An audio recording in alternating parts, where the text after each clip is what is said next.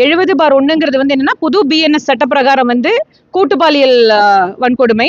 அந்த பாதிக்கப்பட்ட பெண், அதையும் சொல்லிடுறேன், அந்த பாதிக்கப்பட்ட பெண்ணுக்கு வந்து கோர்ட்ல இருந்து வந்து விக்டிம் காம்பன்சேஷன் ஸ்கீமுக்கு கீழே அந்த பொண்ணுக்கு காம்பன்சேஷன் அவார்ட் பண்ணியிருக்காங்க.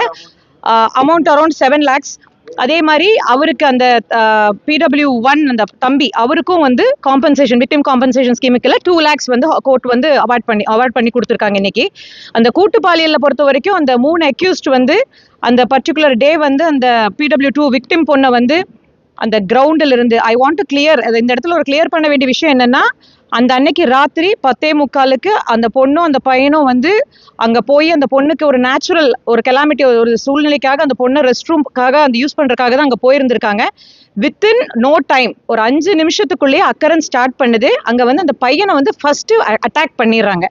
சப்சிக்வெண்டா அந்த பொண்ணை அங்கிருந்து கூட்டிட்டு போய் அங்கிருந்து மீன்ஸ் கிட்னாப் பண்ணி கொண்டு போய் தான் கன்ஃபைன் பண்ணி வச்சு she was subjected to gang rape.